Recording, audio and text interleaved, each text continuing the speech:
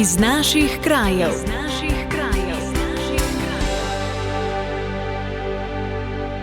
Spoštovane poslušalke, cenjeni poslušalci, lepo pozdravljeni.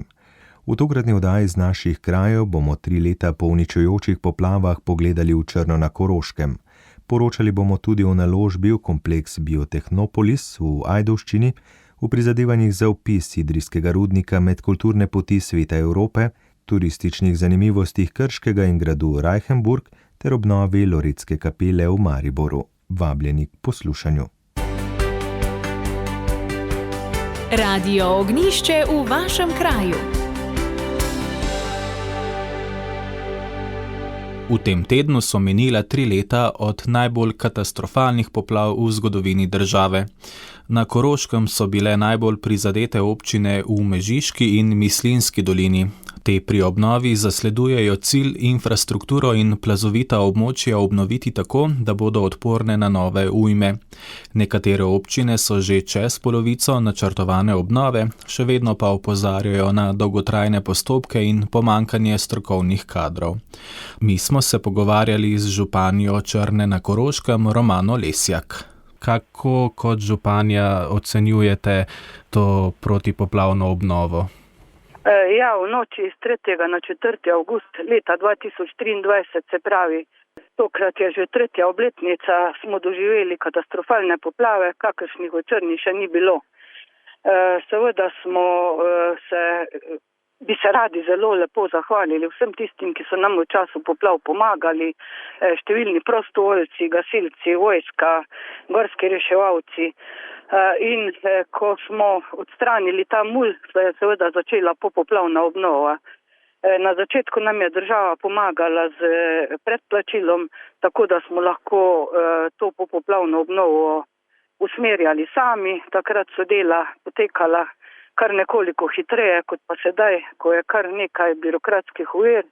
Vsekakor pa moram se tudi strinjati z njimi, da želijo, da je ta popoplavna obnova tudi ne samo hitra, pač pa tudi kvalitetna, in stvari rabijo svoj čas, ampak vseeno upam, da bo sedaj v prihodnje to pospešeno, saj je preveč teh pregledov, dokumentacije, preveč tega papirja, pa mogoče zato tudi manj učinkovitosti na terenu, čeprav lahko popoplavno obnovo v teh 3 letih ocenim kot zelo dobro. Mogoče še nekaj podatkov o tem, kaj vas čaka v prihodnje? Največje težave imamo pri obnovi gozdnih cest.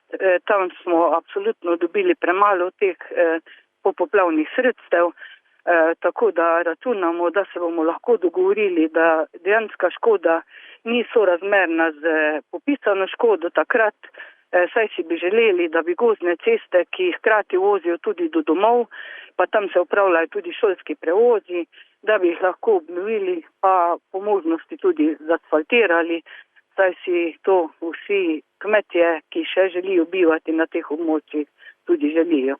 Torej ste tudi optimistična glede v prihodnje?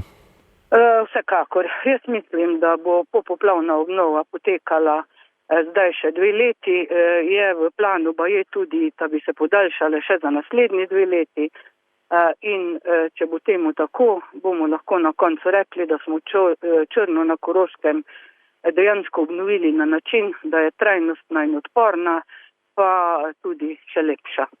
Mogoče še za konec, kakšno je vzdušje med ljudmi, mogoče takrat, ko so napovedane večje nevihte, kaj takrat mogoče doživljate na Črni? Vsekakor takrat doživljamo stisko. Vsakokrat, ko so napovedane kakršnekoli nevihte, ki v tem času niso več normalne, nas stiska pri srcu in se bojimo. Prav tako so boječi tudi otroci, ki so doživeli te poplave in se jim pač zdi nepredstavljivo, da bi se to še kdarkoli povrnilo. Vsekakor pa tudi nam ne želimo si, da bi še enkrat doživeli isto. Z županjo Črne na Koroškem, Romano Lesjak, sem se pogovarjal Rok Mihevc. Radio Ognjišče v vašem kraju. Ureditev kompleksa Biotehnopolis je za Ajdovščino največja naložba v gospodarski razvoj.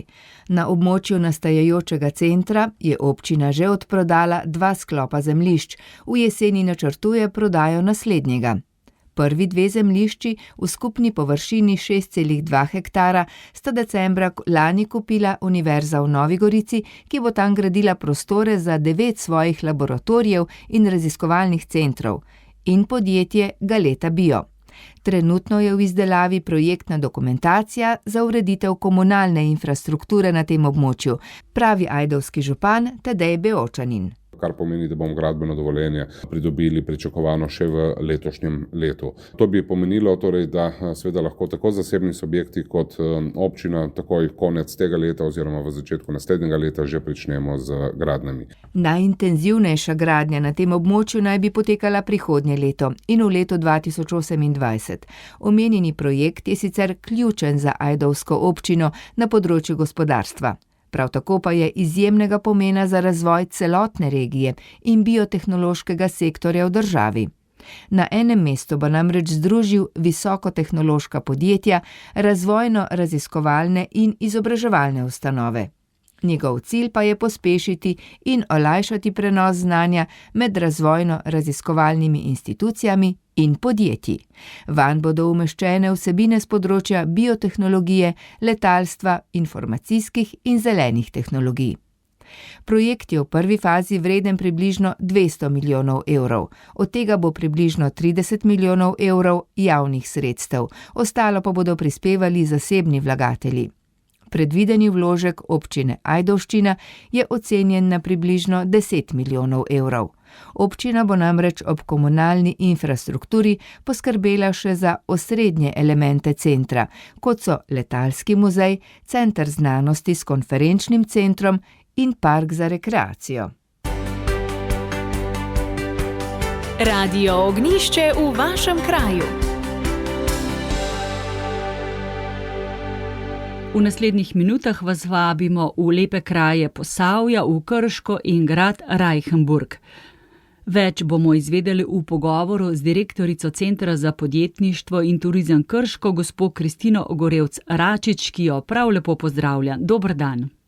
Dober dan iz Krškega. Vaše mesto je starodavno, prometno vozlišče z dobrimi povezavami, zato bova najprej predstavili možnost krajšega izleta v Krško z vlakom. In tudi zakaj bi našim poslušalcem letos priporočili, da se odpravijo v te vaše lepe kraje? Ja, Krško je zgodovinsko in srednjeveško mesto, ki se najprej razvilo na desnem bregu Save, kasneje pa tudi v dobi industrije na levem bregu, in v starem mestnem jedru imamo kar 14 enot kulturne dediščine. V teh stavbah danes domuje Mestni muzej Krško, Valvazorjeva knjižnica Krško s Kapucinsko knjižnico in edino Speedway zbirko, potem Galerija Krško, Mencingerjeva hiša z renesančnimi freskami, spominski park s Hočevarjevim mavzolejem, sušilni stolp gasilskega doma in veliko še lepih stvari. Tudi imamo tule v bližini eno krasno cerkev Svete Rozalije, ki ima edinstven kasetni strop. In poleg same infrastrukture je v mestu na vsakem koraku opaziti tudi pomembnost zgodovinskega mesta za Krško in za slovenski narod, saj so to domovali Adam Bohorič, Jurij Dalmatin, Janez Vajkalt Valvazor, Janez Mencinger in tudi kot pomembna ženska za nas, ki smo zelo ponosni na njo, Josipina Hočevar, ki je ustanovila prvo meščansko šolo za deklice. In staro mestno jedro lahko v bistvu obiščete kar v 15 minutah, ker je vse tako na koraku. Tako, mislim, da ste nam res v prvi vrsti lepo prikazali, kaj vse imate, da ne bomo mislili, da je Krško samo jedrska nuklearka, ne? Gospa Kristina, kako pa lahko Krško obiščemo z vlakom? To je danes lahko zelo prijetno potovanje. Ja, mi smo v Krškem zelo trajnostni in tudi vabimo na obisk z vlakom. Je zelo enostavno priti do nas, kajti imamo kar 2, bi rekla, železniški postaji. Ena je tako zelo zanimiva, zelo stara v Brestanici. In če pridete v Brestanico, greste lahko kar peš na grad Rajhenburg. To je ena res naša lepa, kulturna, tudi arhitekturna znamenitost, tudi v bistvu spomenik nacionalnega pomena. Notri so zbirke, potem tudi restauracija A3, ki ima ima Michelinovo priporočilo in tudi peninoteka. Peninoteka je edina v Sloveniji, ker imamo notri zbrane penine iz našega lokalnega okolja, ki so tudi večkrat nagrajene. Lahko pa se podate kar peš preko mosta in tam je v bistvu na sposojo mestno kolo Krčan, ki se ga sposodi kar brezplačno, samo aplikacijo je potrebno si pridobiti na tistem mestu in potem se lahko odpravite na Senovo. Tam je pa zelo poznana rudarska dediščina in tako zelo krasno, bi rekla, manjše naselje in to so vse v bistvu ravninske poti, primerne za vsakogar. Omenili ste torej že brezplačno kolo Krčan, torej samo z aplikacijo si ga lahko vsi izposodijo, kam se pa poleg Senovega lahko še tam okrog s kolesom zapeljajo? Ja, lahko pa izkoristite v bistvu naslednjo postajo, to je pa kar postaja Krško in tam vas pripelje na Videmsko stran, se pravi na levi del mesta Krškega in tudi tam si lahko potem sposodite brezplačno kolo in se čisto enostavno potem zapeljete v staro mestno jedro, kjer si lahko ogledate številne znamenitosti, v bistvu je tako, bi rekla, vsega za videti, da bi lahko izkoristili kar cel dan in seveda tam tudi poiščete tudi dobro gostilno, restauracijo, kavarno, imamo zelo lepo, tako da značilno za naše mesto, tako da je kar res pester, bi rekla, lahko dan v tem mestu. Imamo kavarno Must, ki se nahaja blizu mestnega muzeja v Krškem, potem pa kosilo lahko tudi izkoristite v gostilni Apolon, ki zelo veliko sodeluje z lokalnimi dobavitelji, se pravi zelenjadarji in lokalnimi pridelovalci v našem mestu in ima tudi tako lokalno hrano. Ob tem pa velja omeniti dogodke ob okusih Posavja, ti trajajo ves avgust in september, je tako? Ja, okusi Posavja se pri nas začnejo že v mesecu avgustu, ker imamo krasne vinarje in kar prvi dogodek bo v kleti Krško, to je največja cvičkova klet, imenuje se Best Wines in se v bistvu združujejo vinarji iz celotne posavske vinorodne dežele, se pravi še širše od Posavja je zajeta še Dolenjska in Bela krajina. Potem imamo en krasen večer penin, ker sem že omenila, da je Posavje zelo primerno za pridelavo penin, to je pa na posestvu Albijana v nemški vasi blizu Krškega v Leskovcu, tako da nadaljujemo pa potem z enim uličnim festivalom, ki je pri nas že tradicionalen, se dogaja že več kot 10 let, 4. septembra bo ta v petek, kjer pa združujemo tako najboljše vinarje v Posavju in tudi kulinariko iz našega območja, kjer bo moč tudi poskusiti krškopoljca, pa kakšnega kopuna, ki je značilen za naše kraje in veliko stvari. Bliža pa se tudi 20. avgust, takrat boste pripravili srednjeveški dan na gradu Reichenburg pri Brestanici, ki sva ga že omenili. Kaj pa se tisti dan dogaja, da bo res vredno priti tja? Ja, v bistvu je srednjeveški dan že tudi naš tradicionalen dogodek.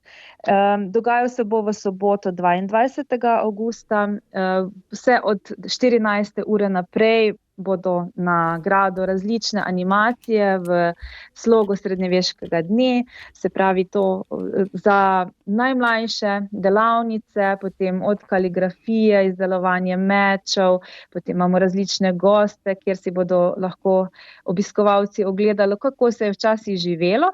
Krona dogodka bo pa zvečer, kjer bo nastopil Nik Škrlec s svojimi soigralci, ena taka srednjeveška trilogija, ki se dogaja v 3 delih in dva dela sta bila že uprizorjena, ta 3. del bo pa za zaključek tega dogodka in res je tak, bi rekla, čaroben večer in potem tudi ta grad naš, ki je zelo lep, dobi še en poseben pomen.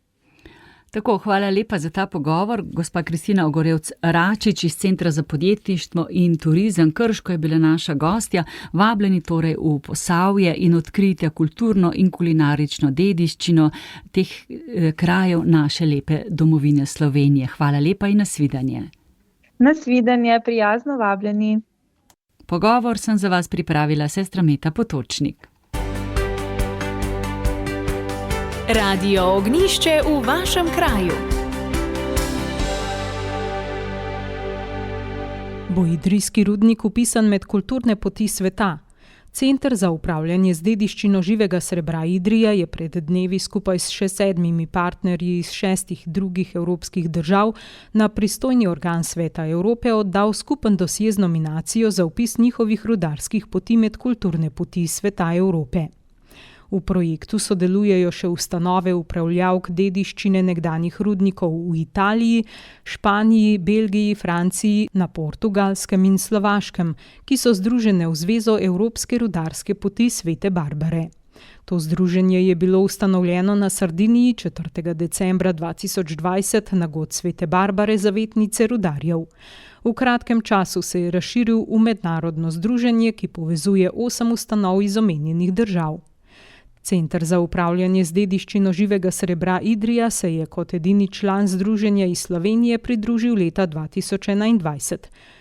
Poslanstvo združenja presega zgolj ohranjanje zgodovinskega spomina, saj si prizadeva za preoblikovanje rudarske dediščine v razvojne priložnosti teh območij, zlasti na področju trajnostnega turizma.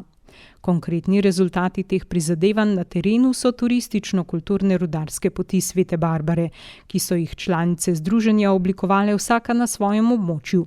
Lahko jih prehodimo, prekolesarimo ali prejezdimo. Poti so različno dolge, od najdaljše Camino Minerario di Santa Barbara na Sardiniji, katere mreža obsega skupno 500 km, do krajših poti, kot je tudi pot po stopinjah idrijskih rudarjev. Dolga je 33 km in povezuje najbolj prepoznavne točke 500-letne zgodovine rudnika živega srebra v Idriji in njegovi okolici. Eden od ciljev združenja je tudi vključitev evropskih rudarskih poti Svete Barbare na seznam kulturnih poti sveta Evrope. Članice so kar 3 leta pripravljale skupen dosje in kandidaturo 29. julija oddale v Luksemburg. Kar se tiče samega dosjeja, samega dela, tega trenutka, ko smo ga oddali, mislim, da smo lepo delo tudi strani določenih, je bilo že nekako ocenjeno. In so rekli, da je dobro delo opravljeno, ampak pač zdaj je tu, dajmo reči, da je prvi krog, zdaj nastopi pa drugi krog, kjer poteka ocenjevanje. Je povedal strokovni sodelavec Centra za upravljanje z dediščino živega srebra Idrija in drugi podpredsednik omenjenega združenja Tomaž Bizjak. Ocenjevanje se bo začelo septembra, ko bo združenje nominacijo predstavilo v Armeniji. In do naslednjega leta poteka ocenjevanje, kar pomeni, da ocenjevalci iz Luksemburga oziroma kulturnih poti sveta Evrope grejo naokoli in preverjajo, ali na terenu in v papirologiji vse zdrži, da vsi imamo isto zgodbo, da vemo, kaj počnemo, ampak jaz mislim, da tukaj ne bo problem, ker je bil že proces do sedaj zelo dobro zastavljen in v bistvu strani vseh, ki smo sodelovali in delali na tem projektu, resen in pristop pravilen. Odločitev, ali bodo rudarske poti Svete Barbare pridobile certifikat za vključitev v mrežo kulturne poti sveta Evrope, bo znana najpozneje junija prihodnje leto. Prispevek sem pripravila Marta Jerebič. Radio Ognjišče v vašem kraju. V Mariboru nadaljujejo z obnovo častitljive in lepe Loretske kapele, ki je del Mariborskega gradu. Leta 1727 so ga prevzeli tirolski grofje Brandis in ga pomembno prezidali, zgradili so novo stopnišče, nadzidali bastijo in dokončali znano viteško dvorano. Rodbina je imela grad v lasti do leta 1876, danes pa je v njem Pokrajinski muzej Maribor. V njem se je leta 1815 rodila za Slovence pomembna oseba, sestra, mati Leopoldina Brandis. Postala je usmiljenka in kasnejša vizitatorica ter voditeljica province ter dala zagon novi redovni ustanovi današnjih Marijinih sester. Te poznamo, saj se precej ukvarjajo z ubogimi v Ukrajini. Tej pestri preteklosti sledi obnova, o kateri pa nam bo več povedala konzervatorka in restauratorka Irena Porekar-Kacafura iz Pokrajinskega muzeja Maribor. Gospa Irena, prav prisrčno pozdravljeni na valovih Radia Ognjišče. Lepo pozdravljeni in hvala za vabilo. Obnova te kapele je na dobri polovici poti. Katere najbolj nepredvidene posege ste doslej odkrili pri prenovi te skoraj 400 let stare kapele in ali lahko vplivajo kaj na stroške projekta, na rok izvajanja, pa morda kje se nahaja ta kapela? Mislim, da je za mnoge pravzaprav skoraj nevidna. Ja, mogoče je zdaj samo o tem, da kapela je torej sestavni del gradu, v katerem biva Pokrajinski muzej Maribor, in sicer meji na Grajsko ulico in Grajski trg, torej na vogalu, na jugo-zahodnem vogalu gradu. Zgrajena pa je bila leta 1655 in sicer postaviti pa jo je dal grof Kisl, ki je bil takrat lastnik gradu. Žal je on naslednje leto umrl in kapelo je dokončala potem njegova žena, ki je bila iz rodbine Berg, zato tudi v kapeli dva grba teh dveh rodbin, torej Kisel in Berg. Zdaj pa mogoče še k vašemu vprašanju. Zdaj v sklopu obnove zaenkrat ni nekih večjih nepredvidenih posegov. Je pa seveda kot pri vsaki takšni obnovi, sploh starejših objektov, potrebnega nekaj prilagajanja. Zdaj, ker v hodniku kapele, ki je bil včasih torej zunanji prostor, dokler kapela ni bila povezana z gradom, so potekala arheološka izkopavanja in lahko rečem, da so arheologi v tem intaktnem prostoru odkrili nekaj zanimivih najdb. In sicer keramične pečnice, ki predstavljajo pomemben vir za časovno umeščanje srednje in novoveških najdišč. Odkrili so skledaste oziroma lončaste pečnice, ki se pojavijo v 15. stoletju in tudi tako sovpadajo s časom nastanka kapele. Med arheološkimi raziskavami so odkrili tudi novčno najdbo, in sicer novec pa je bil verjetno kovan v začetku 15. stoletja v avstrijskih kovnicah. Odkrili so tudi ostanke kovačije, ki je bila očitno na tem mestu pred samo pozidavo kapele. Zdaj morda da omenim, da je precej zahtevno tudi konzervatorsko-restauratorsko delo, ki poteka na 3 kamnitih kipih z portala kapele, ki so bili zaradi poškodovanosti že pred približno 3 desetletji odstranjeni iz kapele. In zdaj je potrebno njihovo obnovo izvesti, torej rekonstrukcijo izvesti po arhivskih virih. Na kapelo bodo po prenovi potem nameščene kopije, originalni kipi pa bodo razstavljeni v muzeju. Torej, če povzamem, vsa dela na kapeli, tako gradbeno-obrtniška kot ta konzervatorsko-restauratorska, zaenkrat potekajo v predvidenem roku in na srečo tudi v okviru stroškovnika projekta. Mariborska loretska kapela, o kateri se pogovarjava, je ena redkih tovrstnih kapel v Sloveniji in to, da se je sploh ohranila v izvirni podobi, kolikor se spominja, je res precej temna, črna. Kaj je po vašem mnenju dela tako posebno v našem kulturnem prostoru? Ja, posebnost te naše mariborske loretske kapele, na katero smo v muzeju resnično ponosni, je v tem, da je nastala kot grajska kapela, po naročilu torej nekdanjih lastnikov mariborskega gradu, grofov Kislov, kot sem že omenila. Arhitekturno je torej vključena v grajski kompleks, se pravi je njegov sestavni del in je preko stopnišča povezana torej z gradom in preko tega stopnišča so tudi potem člani plemiške družine lahko vanjo dostopali. Z ulice pa je bila prav tako dostopna seveda tudi meščanom. Najpomembnejši pa je njen današnji videz kapele. Ohranila se je namreč v svoji pretežno originalni podobi, ki posnema izvirnik torej v italijanskem mestecu Loreto. Je približno enakih mer in tudi videza. Zdaj, če malo opiševa to našo kapelo, sicer gre za temačen, torej enoladijski prostor, ima banjasto obokan strop. Na zidovih so potem poslikave s prizori iz Marijinega življenja in prizori svetniških legend. Ladja je od prezbiterija ločena s kovano mrežo, pred mrežo pa je oltarček. V severni steni prezbiterija je niša, v kateri je torej Marijin kip iz časa nastanka kapele in tudi kaže slogovne značilnosti, torej druge tretjine 17. stoletja.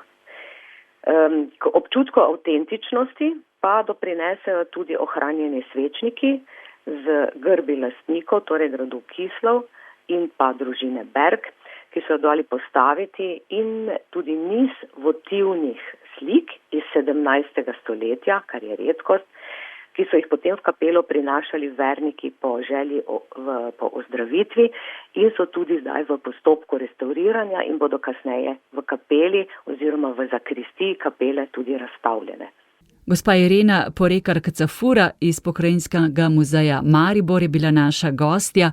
Res hvala vam za to, kar ste nam predstavili tako zelo nazorno, in vabljivo vse vabimo, da se oglasite v Pokrajinskem muzeju Maribor in si kapelo tudi sami ogledate in seveda tudi vse zbirke, ki jih tam predstavljajo o zgodovini gradu in širše štajerske okolice. Hvala tudi vam in seveda vabljeni drugo leto na otvoritev.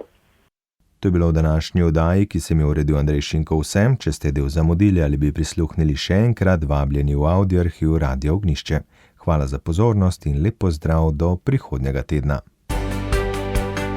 Poslušali ste oddajo Iz naših krajev.